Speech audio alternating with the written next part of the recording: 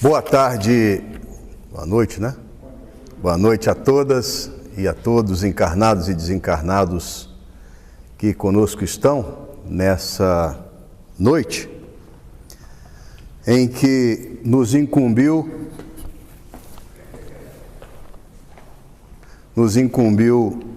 o nosso escalante de fazermos hoje uma reflexão a respeito do Evangelho de Jesus, segundo o Espiritismo, mais especificamente no capítulo 16, não se pode servir a Deus e a Mamon. Nós pretendemos nessa noite fazer uma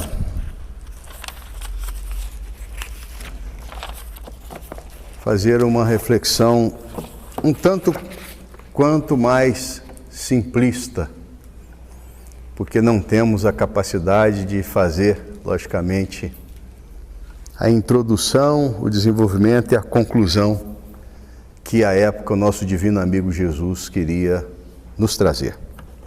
Esse capítulo, ele fala sobretudo do Evangelho de Lucas, e nós escolhemos, né, a passagem que nós escolhemos foi a passagem do Evangelho de Mateus, do capítulo 25, versículos 14 a 30, que fala sobre a parábola dos talentos.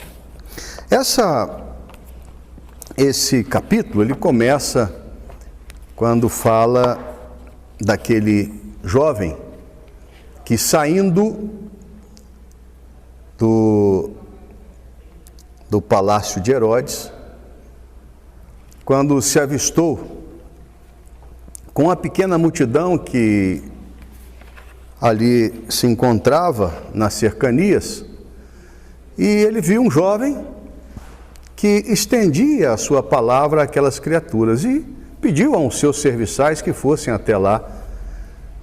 E ele se sentiu tocado, né, por aquela criatura, e quando chegou, Jesus falou àquelas criaturas uma linguagem tão amorosa que ele se sentiu tocado. Ele era um judeu, seguidor de todos os ensinamentos de Moisés, e naquele momento, quando Jesus falava, ele pediu a palavra e perguntou, porque o que Jesus falava era do reino de Deus, da semelhança que deveriam ter as criaturas que poderiam alcançá-lo, que essa semelhança seria como as crianças e etc. E aí ele pediu a palavra e perguntou o que ele teria que fazer para estar nesse reino que ele trazia. E Jesus, olha, seguir todos os ensinamentos. Eu já sigo, né? Então, se você já segue, você faz o seguinte: doa todos os seus bens aos pobres, e depois de fazê-lo, vem e me segue. Só que aquele jovem achou que aquilo era muito para ele, porque ele tinha muitas posses, né? E aqueles que quiserem saber essa notícia na íntegra, no livro da nossa irmã Taylor Caldwell, chamado Lucas, o médico de homens e de almas, ele faz uma reflexão a respeito dessa passagem, quando Lucas cura esse jovem de uma depressão, porque ele ficou tentado a continuar com as suas posses, mas sentiu que aquela promessa trazida por Jesus também era muito interessante. E quando ele resolveu, depois de muito, relutar pelas suas muitas posses, a seguir Jesus, Jesus já tinha partido para o plano espiritual. Mas esse diálogo é interessante também, que quando ele segue, após essa breve passagem, ele segue a sua vida, Jesus comenta com aqueles que estavam ali com ele, olha, porque ele sentia o que ia no coração daquela criatura. É mais fácil o camelo, era aquela corda grossa, passar no fundo de uma agulha porque um rico entrar no reino dos céus. Mas esse rico a que Jesus se referia, eram aquelas pessoas que tinham apenas a posse do ouro e das riquezas do mundo. E por isso se distanciava, estando apegado à matéria, às possibilidades espirituais desse reino que Jesus falava. Até porque o mestre, como governador espiritual da terra, tinha a certeza absoluta que nós, ao final da nossa curta estada sobre essa abençoada terra, só sairemos daqui com a nossa bagagem circunscrita às nossas boas ou às nossas más obras. Logicamente que essa pintura que o Cristo deu, de o rico entrar no reino dos céus, ela foi impactante num primeiro momento, mas altamente didática. E nós escolhemos então, para fazer uma elucidação, ou pelo menos tentar fazer aqui na nossa visão, o que o Cristo queria se referir nessa passagem, fazendo um estudo então do Evangelho de Mateus, que fala sobre a parábola dos talentos. Eu vou ler só aqui um pequeno trecho dessa parábola, vou me permitir ler, para a gente se recordar, né? O Senhor age como um homem que, tendo de fazer longa viagem fora do seu país, chamou seus servidores e lhes entregou seus bens.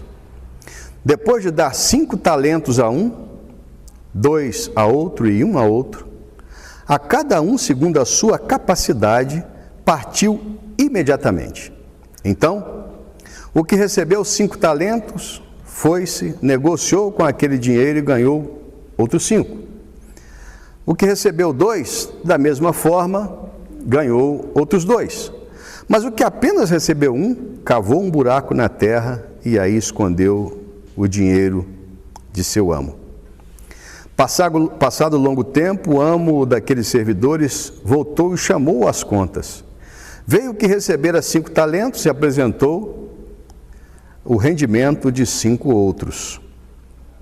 E o que o Senhor respondeu: servidor bom e fiel, que foste fiel em pouca coisa, confiar-te-ei muitas outras.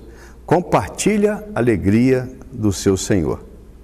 Ao que recebeu 2, a mesma coisa, e ao que recebeu 1,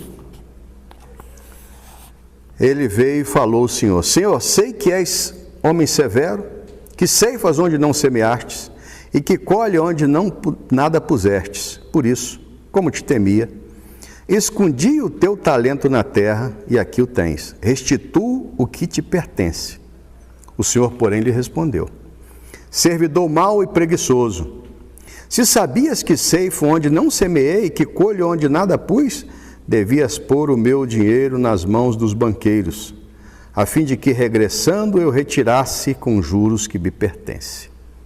Tirem-lhe, pois, o talento que está com ele e deem-no ao que tem 10 talentos, porquanto dar-se-á àquele que já tem, e tirar-se-á aquele que nada possui. O que pareça ter, e seja seu servidor inútil lançado nas trevas exteriores, onde haverá prantos e ranger de dentes. Até aqui a palavra evangélica. Ora, essa parábola dos talentos, ela nada mais é do que a transição planetária que ora passamos. E o interessante é que a parábola nada mais é do que um instrumento que Jesus usa para fazer com que a luz que ele quer trazer às suas criaturas não as encegueça. E aquela época que a humanidade, ainda muito mais restrita ao entendimento da lei mosaica, que era-lhes explicadas pelos escribas e pelos fariseus, não tinham ainda a possibilidade de alcançar na sua íntegra aquela mensagem que Jesus trazia. Lembremos a época que Talentos nada mais é do que algumas rodas, né? O pequeno talento era de 30 quilos e o grande talento de 60 quilos. Então, uma visão figurada que Jesus faz naquele momento para fazer com que o entendimento daquelas pessoas pudesse alcançar o que ele queria trazer para a percepção daquela maioria. E o interessante é que Jesus fala, então, de uma forma bem interessante, né? Onde a cada um daqueles seus servidores foi dado aqueles talentos, ou seja, aquelas moedas no sentido figurado, que ele, ou seja, aquele peso, em última análise, que aquelas criaturas teriam a capacidade de suportar. Ora, mas o interessante, quando fala-se da prestação de contas ao retorno daquele Senhor, é que nós temos muita dificuldade de entender. Por que isso? Quando ele fala dessa prestação de contas, nós hoje temos absoluta certeza que o Cristo queria dizer a encarnação que ora nós nos encontramos. Quando nós entendemos que quando a bondade e a misericórdia divina nos concede a possibilidade de buscar um veículo de carne e experimentarmos uma encarnação, onde o propósito maior é fazer com que os nossos equívocos cometidos nas encarnações pretéritas, nas vivências passadas, onde nós semeamos uma série de dores, e o nosso egoísmo não deu-se conta que todas essas dores semeadas, no tempo devido, elas trariam, através dessas semeaduras, os frutos, e que muitas vezes são deveras amargos. E quando eu consigo entender que o dizer crístico de que os talentos, ou seja, as possibilidades que nós todos trazemos nessa encarnação, é a exata medida do entendimento do que eu tenho que fazer, o que eu preciso avançar para alcançar o objetivo maior que eu tenho nessa encarnação. Lembramos que a linguagem pedagógica que Jesus trazia das suas parábolas era exatamente isso. Fazer com que os nossos espíritos, que são eternos, tivessem a capacidade de fazer com que, alargando o nosso entendimento, nós tivéssemos a capacidade de entender qual é o verdadeiro objetivo do nosso Pai Celestial para com os seres humanos por eles criados. Qual seja, sermos as criaturas que experimentaremos o céu. Agora, esse céu, muitos de nós e algumas religiões até têm equivocadamente pregado que ele, de certa forma, é alcançado a partir de uma existência só. E muitas dessas religiões dizem que mesmo um humano como nós tem a capacidade de fazer com que os nossos equívocos, as nossas ofensas contra os nossos irmãos de caminhadas possam ser, de certa forma, perdoadas, sem que haja o menor esforço para todos nós. Mas essa palavra crística vinda nos talentos, e que ele falou à época, olha, não será possível ainda para a humanidade àquela época em que Jesus se encontrou entre nós, encarnado, ela, não entendendo, teria num futuro, através do Consolador prometido, ou seja, o Espírito de verdade, que nós acreditamos ser a doutrina espírita, trazer então uma elucidação de que nós somos criaturas que momentaneamente nos constituímos de seres encarnados na vivência de uma possibilidade redentora, mas nós somos espíritos eternos, e para isso, o momento em que nós começamos a entender esse propósito de Deus para todos nós, aí nós fazemos, em doses homeopáticas, a implantação do reino de Deus dentro de cada um de nós. Mas por que é tão difícil entender esses talentos que são colocados para nós? No Livro dos Espíritos, na questão 728 e seguintes, trata da lei de destruição. E ela nos facilita o entendimento um pouco disso. Num raciocínio muito simples. Quando nós nos olhamos no espelho e depois olhamos para uma foto nossa há 10, 20 anos atrás, nós entendemos tudo o que significa a lei de destruição.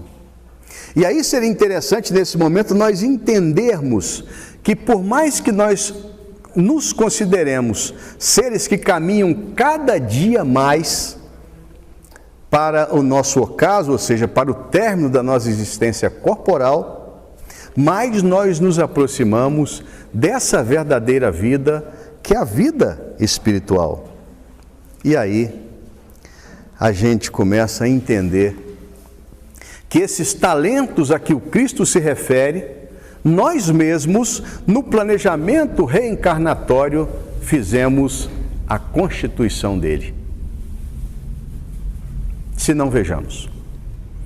Eu computo 3 obras interessantes para que nós entendamos esse processo da reencarnação. O primeiro dele é nosso lar.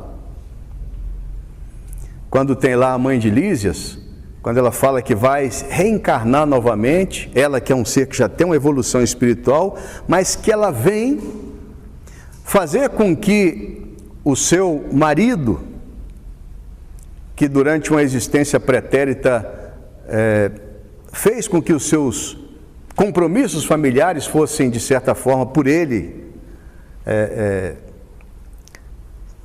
esquecidos, né? Digamos assim, ela vinha dando uma oportunidade para ele avançar um pouco mais. Então ela, mesmo tendo alguns talentos, fez com que esses talentos pudessem ser multiplicados, e esse é o ponto que nós vamos começar a fazer a reflexão. A segunda obra é Missionários da Luz, que fala sobre o reencarne de Segismundo, onde os técnicos da espiritualidade fizeram até a maquete do corpo físico dele e dando a ele, acima de tudo, um entendimento do que ele fisicamente teria que suportar em virtude daquele que ele fez os outros suportarem. E a outra obra é a monumental obra da nossa irmã Irvone do Amaral Pereira, chamado Memórias de um Suicida, no capítulo que fala sobre a cada um segundo as suas obras, quando nós vimos lá o planejamento do reencarne de uma criatura que suicidou-se. Então, dessas 3 formas que eu coloco sobre isso, a gente começa a fazer uma reflexão mais profunda do entendimento de que quando o nosso Mestre Jesus, na parábola dos talentos, fez uma distribuição de 5, de 2 e de 1, e depois que cada um daqueles fizeram a multiplicação, os 2 primeiros, e o outro simplesmente sepultou a oportunidade de multiplicar esses talentos, aí fica o principal ponto de inflexão. Porque nós, quando fazemos esse raciocínio, caramba, como é que Deus vai pedir mais do que Ele deu? E aí, no nosso entendimento humano, fica difícil entender exatamente essa multiplicação pedida por Deus. Porque essa é a lógica do amor. E essa é a lógica do amor que o Cristo queria que nós entendêssemos. André Luiz, Emmanuel fala que a gente não tem o entendimento ainda de que o amor começa exatamente onde começa o dever. Se não, vejamos. Quando nós temos a oportunidade de receber no ambiente doméstico um filho, e nós tentamos, acima de tudo, dar-lhes o necessário para a sua manutenção, o alimento, a roupa, a escola, e paramos aí. Mas quando eu dou além disso, aquela educação, a capacidade de entender a Deus e o amor às criaturas, então eu estou executando ali eu tenho o dever da mantença, mas eu estou também fazendo com que o meu dever se estenda na preparação desses seres para a vida em sociedade. E a gente entende bem isso quando nós lembramos lá do livro Nosso Lar, né, que André Luiz, durante o período que encarnado como médico, ele apenas uma pessoa ele atendeu de graça, né? E nos momentos que ele estava lá no umbral, depois que ele se aproximou da época de ser resgatado, a única pessoa que pediu por ele foi aquela pessoa que ele atendeu de graça. E trazendo para nós aqui, esse é o raciocínio que nós deveríamos fazer dos talentos. Porque todas as vezes que eu tenho a possibilidade de fazer com que as minhas habilidades, a minha inteligência produza frutos aos meus irmãos em humanidade, eu estou fazendo a multiplicação dos talentos a que Jesus se refere. Eu tenho uma possibilidade de doar uma cesta básica. Quando eu faço com amor, ou seja, eu tenho, pelo que nós entendemos, fazer com que aqueles que são desprovidos das possibilidades tenha por mim, através da minha boa vontade, a assistência. Porque lá o Jesus falou, porque todas as vezes que nós estamos a fazer isso por um desses irmãos que ele tem, mais pequeninos, que estão na nossa caminhada, né? Não só a alimentação, não só a vestimenta, não só a visita, não só as preces, é a ele, Jesus, que nós estamos a fazer. Então, nesse momento, nós estamos exatamente multiplicando os talentos que são colocados a cada um de nós. Mas como nós queríamos fazer então essa reflexão dos talentos a partir dessa visão evangélica do Evangelho de Mateus, ele fala então depois dessa cobrança no final, ou quando esse Senhor volta. Na realidade nós fazemos uma adequação à doutrina espírita quando nós chegamos novamente no plano espiritual. São muitas as obras que falam que no momento em que nós nos aproximamos do desligamento do nosso cordão prateado, como que um filme passa na nossa cabeça, em que o nosso egoísmo é tirado de lado, o nosso orgulho, a nossa cupidez e a nossa avareza, e nós temos então a possibilidade de fazermos, através dessa consciência crística que tem dentro de cada um de nós, um verdadeiro julgamento de quem nós fomos.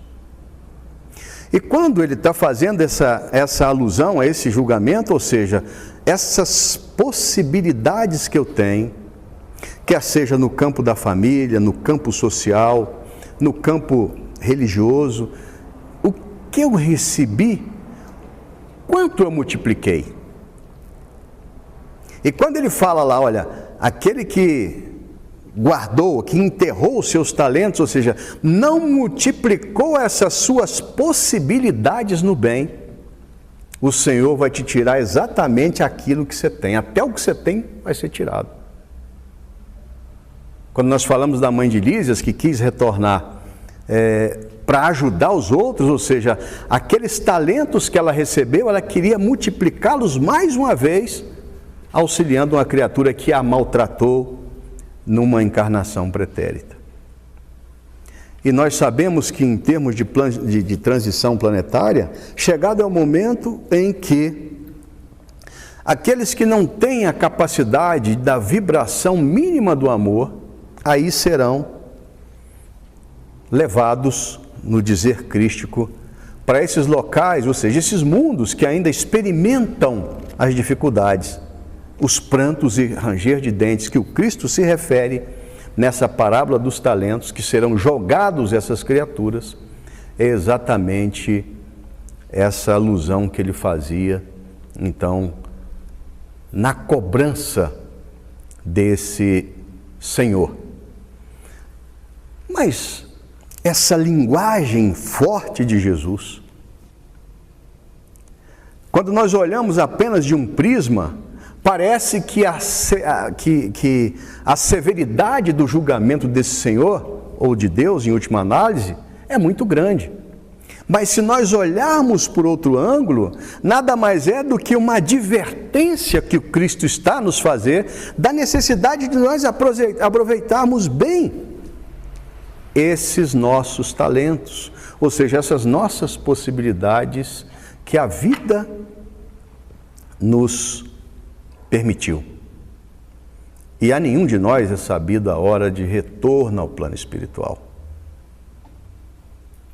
Por isso, que cada vez mais urge o tempo de nós prepararmos a nossa bagagem, de tirarmos esses pesos desnecessários, para que a nossa viagem de retorno à verdadeira vida seja a mais leve e suave possível.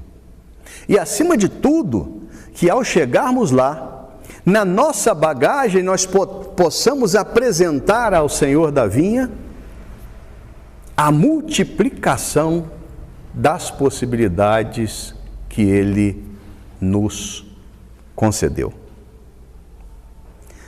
E para fechar as nossas palavras, que talvez não sejam ou não elucidaram tanto quanto necessários, nós nos permitimos a leitura de uma abençoada obra da Lavra Mediúnica do Chico, ditado por Emmanuel, chamado O Livro da Esperança. E o título, chamado Concessões, traz bem a elucidação que nós gostaríamos de ter dado na nossa palavra. E disse Jesus: dá a quem te pedir, e não te desvie daquele que quiser que lhe emprestes. E assim elucida Emmanuel esse trecho. Enquanto podes agir no corpo terrestre, medita de quando em quando naqueles que largaram, sobre regime de compulsória, os talentos que o mundo lhes confiou. Compulsória, ou seja, eu não queria, mas me foi tirado, né? Isso é cada um de nós em retorno. Para isso, não é necessário recorrer ao arquivo dos milênios e nem consultar a pompa dos museus. Alinha na memória os que vistes partir nos últimos 20 anos. Líderes dos povos que detinham o poder de influenciar a multidão, abandonaram o leme das ideias que governavam, impelidos de chofre a varar a névoa do túmulo. Magnatas da fortuna que retinham valiosas delegações de competência para resolver as necessidades do próximo, viram-se de momento para outro privados das propriedades que ajuntaram, coagidos a entregá-las ao arbítrio dos seus descendentes. Missionários de diferentes climas religiosos, que mantinham a possibilidade de consolar e instruir, desceram precipitadamente das galerias de autoridade em que traçavam princípios apenas para as estradas alheias. Criadores do pensamento que sustinham a prerrogativa de impressionar pessoas, através do verbo falado ou escrito, tiveram de súbito a palavra caçada pela desencarnação ou pela afasia, muitas vezes no exato momento em que mais desejavam comandar a oratória ou o cérebro lúcido. Pensa neles, os beneficiários das concessões divinas que te precederam na morte, e faze hoje algo melhor que ontem, nos domínios do bem, para que o bem te favoreça. Não apenas os dons da inteligência, mas também o corpo físico, as vantagens diversas, os patrimônios afetivos e até mesmo as dores que te povoam as horas, são recursos de que te aproprias na terra, com permissão do Senhor, para investi-lo na construção da própria felicidade. As leis que vigem no plano físico são fundamentalmente as mesmas que orientam as criaturas no plano espiritual. O empréstimo fala sempre na generosidade do credor que o concede, mas revela igualmente na contabilidade da vida o bem ou o mal que se faz dele. Que o Senhor da vida, que nos concedeu tantas bênçãos, possa ter em cada um de nós os beneficiários momentâneos dessas possibilidades, dispensadores fiéis no propósito sublime de, em fazendo o bem, em exercitando o amor, nos aproximarmos de todos esses sublimes ensinamentos ditados pelo divino amigo Jesus. Fiquemos em paz.